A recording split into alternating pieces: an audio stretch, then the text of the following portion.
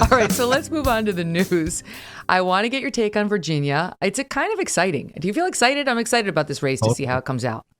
Yeah. No, look, I mean, no question that Virginia is a much bluer state than it was 10 years ago, the last time that Republicans had any significant success. But it has been known as a bellwether, particularly when a new party in power has complete control in Washington, right?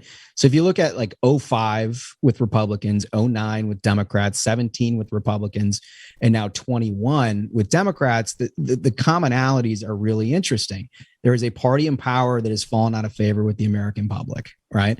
And it hasn't reached the base of the Democratic Party at this point. It's obvious the independents across this country, but it's not obvious the Democrats, and clearly not this batch of Democrats who are trying to do another couple of $1 trillion of spending and make the problem worse.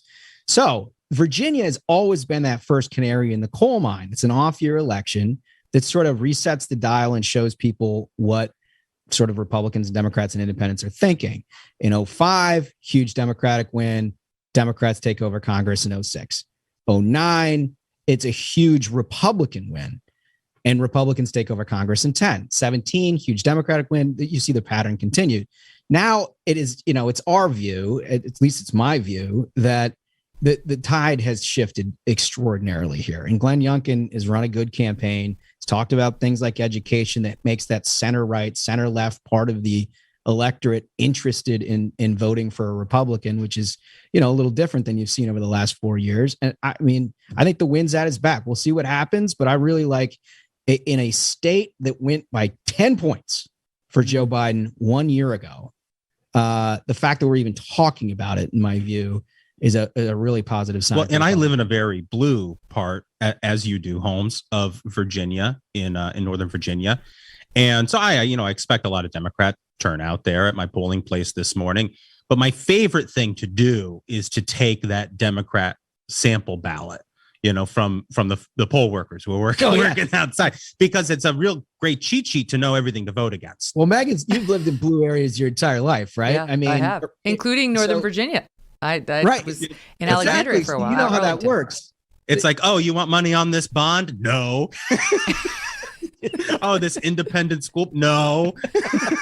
But they have the Democrats standing out front. They like, you want a sample ballot, right. And they give it to you, and it's all the like pre-filled in stuff right. That tells you who to vote. For Dunks and I, it's like a perfect roadmap of like what not to do, right? What so not like, to do. I wasn't following this particular board race, but now that you've provided me the endorsed Democrat, now I know who to vote for. Well, Thank you so much. We can hope that maybe some of the parents in Northern Virginia, even if they are registered Democrats, use that cheat sheet the same way this time, just to express their outrage. That's certainly how it's looking. I mean, the tightening of this race is not a bunch of Republicans who are getting ready to vote for McAuliffe changing their mind. McAuliffe is losing his own party, and he's losing independents by big numbers right now. And it boils down to education. The polls have shown that. And yesterday, he did the act of a truly desperate man, politician. He played the race card. Right. It's getting tight. He's lost an 8-point advantage. In fact, and now, according to the Fox News poll, it's gone the other way. 8 points Youngkin, if you believe that poll, which you might. I mean, who knows? We're going to know soon.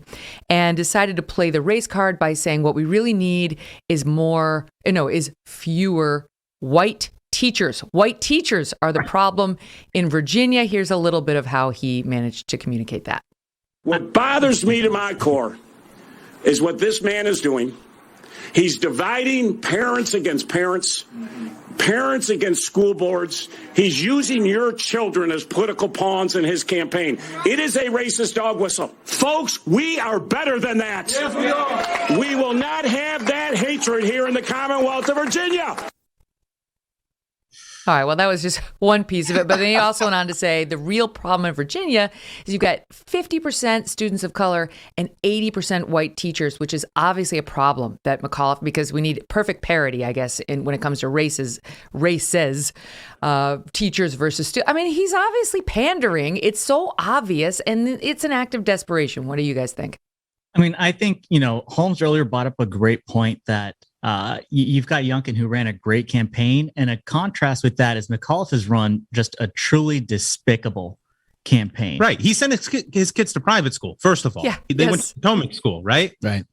And you had last week, the Lincoln Project sent up operatives dressed as white nationalists with tiki torches to try to dupe the media into thinking that white nationalists are showing up to support Youngkin.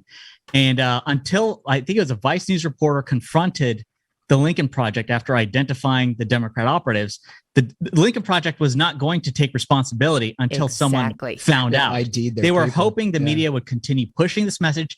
The McAuliffe campaign, their comm staff were all pushing out, this is despicable. Look at who Youngkin is. He's got white nationalists here. So across the board, the McAuliffe campaign has tried to make this campaign about Donald Trump, about how America is a racist nation. And that isn't the issues that voters are concerned with. That's totally right, Smug. Also, Megyn, McAuliffe made a fatal error in this campaign, which was it happened in a debate at the end of September where he said point blank that parents don't have any or should not have any input into the education of their kids. It's between the teachers and their kids.